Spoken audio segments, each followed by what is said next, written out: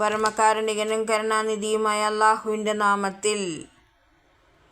അവരുടെ പക്കൽ മുമ്പേയുള്ള വേദത്തെ സത്യപ്പെടുത്തിക്കൊണ്ടും ദൃഢീകരിച്ചുകൊണ്ടും അല്ലാഹുവിങ്കൽ നിന്നൊരു ദൂതൻ അവരിൽ ആഗതനായപ്പോൾ ഈ വേദക്കാരിൽ ഒരു വിഭാഗം ഒന്നുമറിയാത്തവരെപ്പോലെ ദൈവിക ഗ്രന്ഥത്തെ പുറകോട്ടെറിഞ്ഞുകളഞ്ഞു. എന്നിട്ടോ അവർ സുലൈമാൻ അലൈഹിസ്സലാമിൻ്റെ രാജ്യവാഴ്ചയുടെ പേരിൽ ചെകുത്താന്മാർ പറഞ്ഞു പരത്തിയതിനെ പിൻപറ്റാൻ തുടങ്ങി. സുലൈമാൻ അലൈഹിസ്സലാമോ ഒരിക്കലും സത്യനിഷേധം പ്രവർത്തിച്ചിട്ടില്ല. ജനത്തെ ആഭിചാരം അഭ്യസിപ്പിച്ചുകൊണ്ടിരുന്ന ആ ചെകുത്താന്മാരാകുന്നു സത്യനിഷേധം പ്രവർത്തിച്ചത്. ബാബിലോണിലെ ഹാറൂത്ത് മാറൂത്ത് എന്നീ മലക്കുകൾക്ക് അവതീർണമായതിനെയും അവർ പിന്തുടർന്നു. മലക്കുകൾ ആകട്ടെ അത് ആരെ പഠിപ്പിക്കുമ്പോഴും വ്യക്തമായി പറയുമായിരുന്നു, നോക്കൂ, ഞങ്ങൾ ഒരു പരീക്ഷണം മാത്രമാകുന്നു, നിങ്ങൾ സത്യനിഷേധത്തിൽ അകപ്പെടാതിരിക്കുക. എന്നിട്ടും ഭാര്യാഭർത്താക്കളെ ഭിന്നിപ്പിക്കാനാകുന്നത് ആ ജനം അവരിൽ നിന്ന് അഭ്യസിച്ചു കൊണ്ടിരുന്നു. ദൈവഹിതമല്ലാതെ അതുവഴി അവർക്കാരെയും ദ്രോഹിക്കാനാവില്ലെന്ന് സ്പഷ്ടം. എങ്കിലും ജനം തങ്ങൾക്ക് ദ്രോഹകരവും പ്രയോജനരഹിതവുമായ ആ വിദ്യ പഠിച്ചുകൊണ്ടിരുന്നു. അത് വാങ്ങുന്നവന് പരലോകത്തിൽ ഒരു വിഹിതവുമില്ലെന്ന് അവർക്ക് നന്നായി അറിയാമായിരുന്നു. അവർ സ്വയം വിറ്റ് പകരം വാങ്ങിയത് എത്ര മോശം! അവരറിഞ്ഞിരുന്നുവെങ്കിൽ, അവർ സത്യവിശ്വാസവും സൂക്ഷ്മതയും കൈക്കൊണ്ടിരുന്നുവെങ്കിൽ, അല്ലാഹുവിങ്കൽ നിന്ന് അവർക്ക് ലഭിക്കുന്ന പ്രതിഫലം ഏറ്റവും ഉത്തമമാകുമായിരുന്നു. അവർ അറിഞ്ഞിരുന്നുവെങ്കിൽ. വിശ്വാസികളെ, നിങ്ങൾ റാഇന എന്ന് പറയാതിരിക്കുക, ഉൻലുർന എന്ന് പറയുക. വചനങ്ങൾ ശ്രദ്ധിച്ചു കേൾക്കുകയും ചെയ്യുക. ഈ നിഷേധികൾ നോവുന്ന ശിക്ഷയെ അർഹിക്കുന്നവരാകുന്നു. സത്യപ്രബോധനം സ്വീകരിക്കാൻ വിസമ്മതിക്കുന്ന വേദക്കാരാവട്ടെ ബഹുദൈവവാദികളാവട്ടെ നിങ്ങളുടെ നാഥങ്കൽ നിന്ന് നിങ്ങൾക്ക് എന്തെങ്കിലും നന്മ അവതരിച്ചു കിട്ടുന്നത് ഇഷ്ടപ്പെടുന്നില്ല. അല്ലാഹുവോ അവൻ ഇച്ഛിക്കുന്നവരെ തൻ്റെ കാരുണ്യമേകാൻ തിരഞ്ഞെടുക്കുന്നു. മഹത്തായ ഔദാര്യമുടയവനത്രേ അല്ലാഹു. നാം ഒരു സൂക്തം മായ്ച്ചു കളയുന്നുവെങ്കിൽ അഥവാ മറപ്പിക്കുന്നുവെങ്കിൽ അതിലും മികച്ചതോ ചുരുങ്ങിയത് തത്തുല്യമായതോ തൽസ്ഥാനത്ത് അവതരിപ്പിക്കുന്നതാകുന്നു. അല്ലാഹു എല്ലാറ്റിനും കഴിവുള്ളവനെന്ന് നിങ്ങൾ അറിഞ്ഞിട്ടില്ലയോ?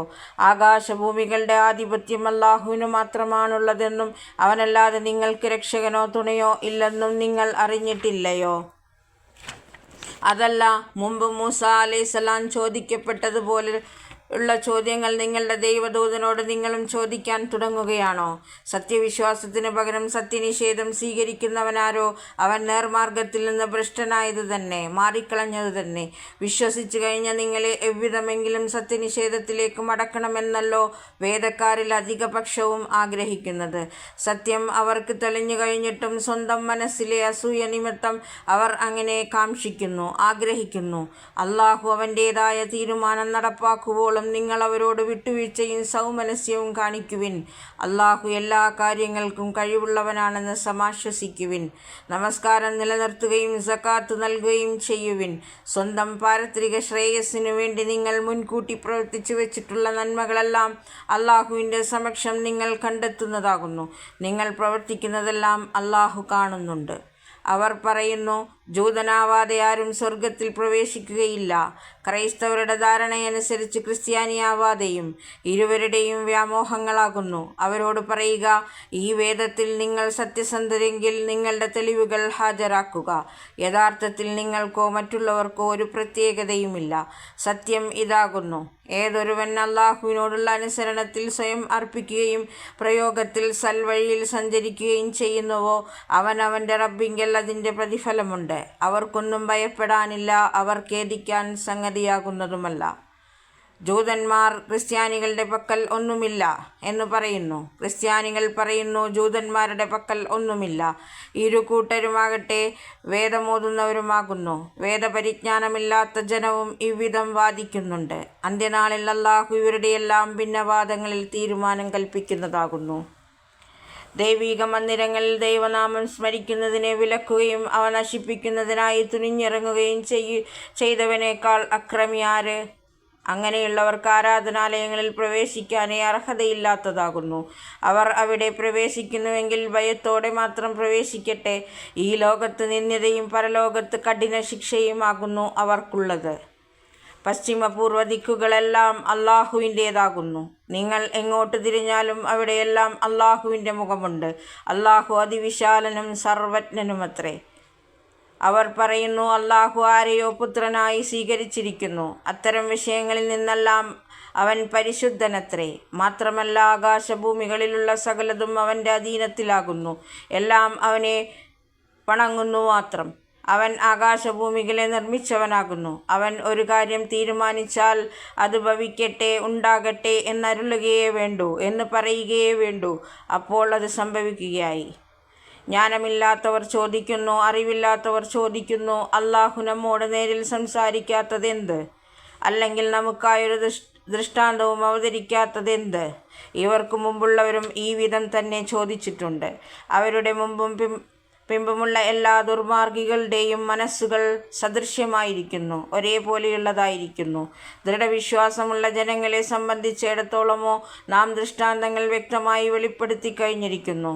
നാം താങ്കളെ സത്യജ്ഞാനത്തോടുകൂടി ശുഭവാർത്തവാഹകനായും സന്തോഷവാർത്ത അറിയിക്കുന്നവനായും മുന്നറിയിപ്പുകാരനായും അയച്ചു എന്നതിലുപരി ദൃഷ്ടാന്തം എന്തുണ്ട്?